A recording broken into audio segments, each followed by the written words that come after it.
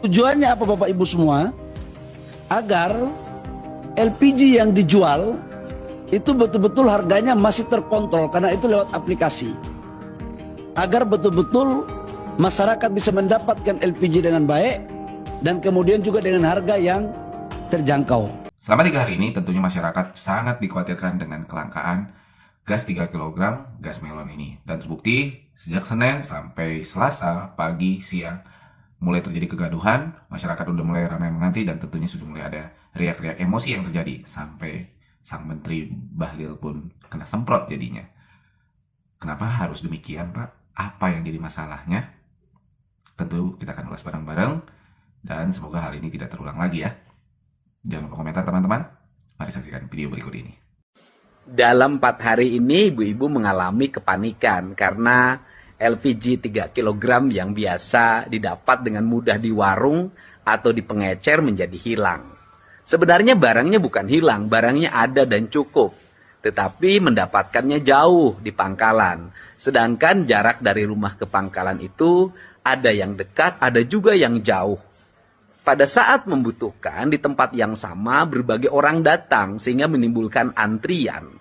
Dan antrian menimbulkan kegaduhan dan kegelisahan serta kemarahan karena barang pokok hilang dari dapur dan sulit didapat.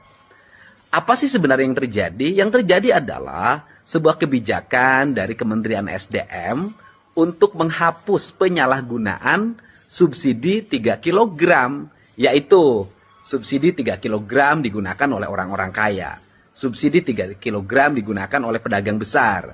Subsidi 3 kg disalahgunakan oleh orang yang mengalihkan gasnya ke tabung gas ukuran besar non-subsidi dan dijual dengan harga non-subsidi. Dan ini merupakan kejahatan.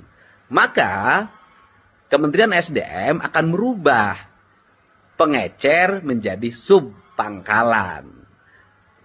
Tetapi kebijakannya diambil terlalu cepat. Seharusnya disiapkan dulu perangkatnya.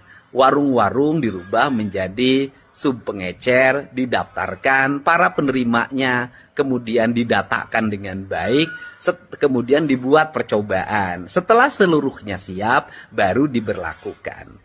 Niat dari Kementerian SDM itu sangat baik, menyelamatkan uang negara agar jatuh ke tangan yang berhak. Tetapi niat baik saja tidak cukup kalau tidak dilakukan dengan hati-hati dan perencanaan yang tepat. Semoga ini menjadi pembelajaran bagi kita semua, karena hari ini sudah diambil keputusan agar warung-warung buka kembali, bisa menjual kembali LPG 3 kg, dan dilakukan persiapan untuk melakukan pendataan dan melakukan perubahan dari warung-warung pengecer menjadi subpangkalan.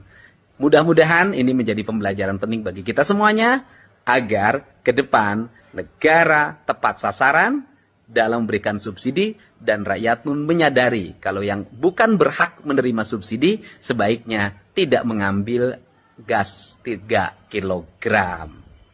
Tujuan dari Menteri SDM ini sangat mulia sebenarnya, agar efisiensi secara anggaran tercipta dan efektif dalam penyaluran, terutama untuk sasarannya yaitu rakyat-rakyat yang sangat-sangat membutuhkan dibanding, kalau katakan Deddy Mulyadi, para pedagang besar atau orang-orang yang ekonomi tinggi, termasuk juga. Jadi selama ini dia menggunakan tabung gas yang non subsidi, terus nanti dioplos tuh yang dari 3 kilo itu dimasukin. Misalkan yang 12 kilo, ya 12 kilo. Ya kita tahu sendiri kan kalau yang 12 kilo harganya sekitar hampir 200, sementara kalau kita kalkulasi 3 kilo kali 4 saja, ya kalau harganya yang benar itu 80.000. Dan itu bisa dimasukkan ke tabung 12 kilo, ya yang bisa memasukkan itu sudah untuk sekitar 100.000 lebih, hanya untuk menjual gas 12 kilo oplosan. Nah ini nih yang gak dimau oleh Menteri SDM. Tapi, nah yang jadi masalah adalah eksekusinya yang tidak tepat. Terlalu buru-buru kalau menurut Kang Deddy. Saya setuju dengan pendapat beliau, seharusnya wacana ini ya mungkin sekarang tuh lebih ke arah kaderisasi atau pelatihannya dulu kepada, katanya kan bukan pengecer lagi, jadi subpangkalan. Cobalah dibuat dulu mereka sebagai mitra resmi dari Pertamina di bawah di bawah pangkalan. Misalkan pengecer didaftarkan dulu. Konon katanya pembayarannya nanti menggunakan namanya aplikasi. Jadi intinya masyarakat nanti yang jadi pengecer ini akan didata dulu.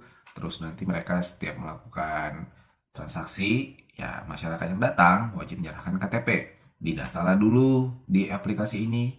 Kemudian misalkan keluarga ini dikasihlah, oke dijual, harganya berapa? Ya silakan tulis di situ harga jual Anda di situ berapa gitu.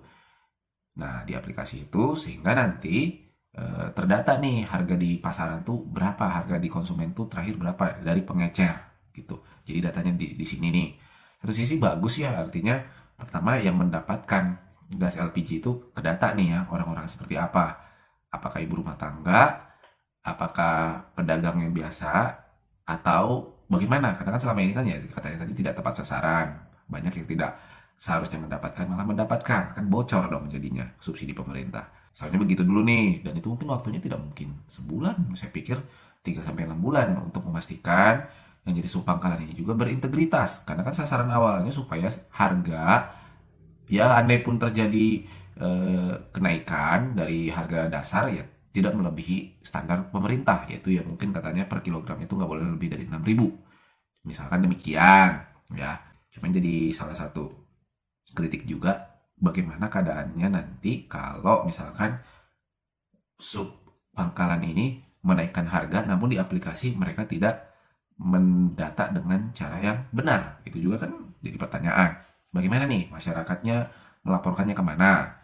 Kalau kata Kang Deddy Mulyadi tadi tentunya akan ada pengawasan selama 3-6 bulan ini. Ini berintegritas nggak? Layak nggak? Kan gitu. Dan saya pikir tidak hanya 3-6 bulan. Seharusnya juga ada aplikasi pengawasan juga terhadap para pengecer dan subpangkalan ini, supaya masyarakat kalau misalkan ada hal yang tidak sesuai dengan apa yang ada di pemerintah, masyarakat itu melek nih, ya jadi tinggal laporan, ada websitenya bahwa subpangkalan ini tidak melakukan sesuai dengan ketentuan yang berlaku.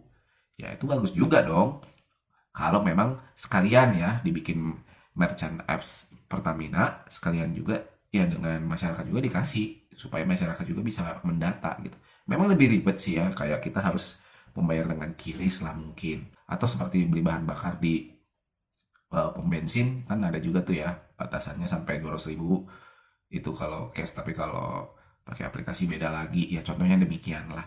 Walaupun soal ini pun masih ada angin-anginan ya, karena sekarang ya tetap aja kok ujung-ujungnya yang pakai mobil mewah bisa aja pakai bahan bakar yang bersubsidi, jadi nggak terdata banget gitu loh.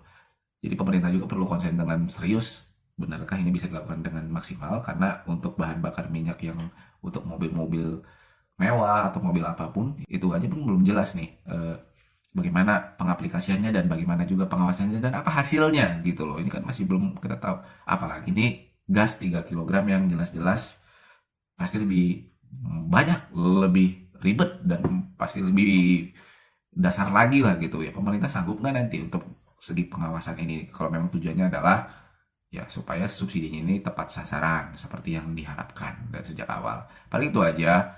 Kembali kalau memang ini niatannya yang baik seperti itu, seperti kata Kang Deddy Mulyadi tadi, cobalah matangkan lagi subpangkalan yang sudah siap, pengecer yang sudah siap jadi subpangkalan ini ya coba dikader dengan baik, disosialisasikan dengan baik, supaya ujung-ujungnya kan kita konsumen juga bisa mendapatkan manfaat yang terbaik juga dari hasil subsidi dari pemerintah ini juga. Mungkin itu aja, yang lain boleh komentar, mungkin bisa masukan juga buat pemerintah nantinya. Terima kasih ya.